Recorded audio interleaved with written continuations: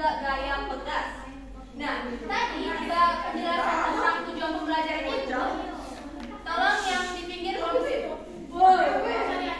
Nah, tadi di penjelasan tujuan pembelajaran Ibu ada 2 poin penting. Yang pertama itu adalah gaya gravitasi dan juga gaya pegas. Nah, ada persamaan kalimat dari 2 kalimat tersebut. Apakah itu? Gaya. Yang pertama kita bahas adalah gaya. Apa sih itu gaya, Ibu? Nah, gini. Nah, gaya itu sangat populer yang sering kita dengar di kehidupan sehari-hari. Entah itu gaya berfoto ataupun gaya berpakaian. Tapi di pembelajaran IPA kelas 4 gaya itu berbeda, anak-anak. Apa sih gaya itu sebenarnya, Ibu, di pembelajaran IPA kelas 4? Gaya itu adalah tarikan ataupun dorongan yang diberikan pada suatu benda. Nah, ketika kita bergerak dan benda yang sekitar kita juga itu bergerak, itu dipastikan pasti ada gaya yang diberikan, entah itu dorongan ataupun tarikan. Bagaimana sih cara membuktikan bahwa Ibu itu benar? Nah, silakan Zora coba berdiri. Nah, ada teman-temannya dong biar bisa lihat. Nah, semuanya fokus ke Zora. Di sini saja saya. Oke, dia. Oke. Nah, apakah ini dimaksud dengan gaya? Iya. Betul, itu tidak termasuk dengan gaya. Sekarang coba gaya mendorong benda di depan Zora. Dorong dia. Apapun. Dorong saya mau. Dorong dia. Apakah itu termasuk gaya? Iya. Coba sekarang Zora tarik benda di depan Zora. Apakah itu termasuk dengan gaya? Iya. Bagus, jadi apa yang Vio bilang tadi benar dong, bahwa gaya ketika Zora bergerak dan benda yang sekitar Zora juga ikut bergerak, itu juga dimaksud dengan gaya. Oke, Zora bisa terus. Makasih, Bu.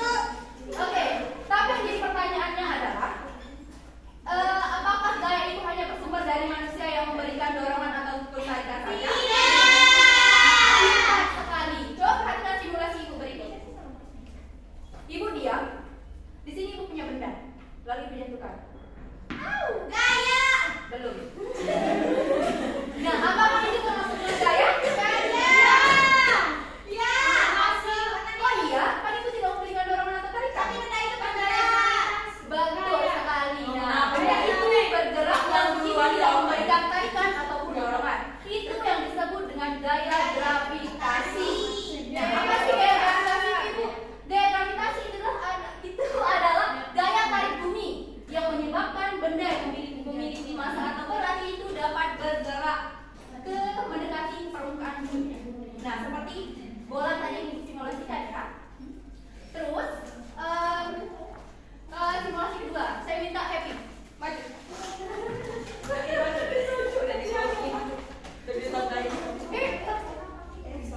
Di sini Ibu itu punya 2 kertas.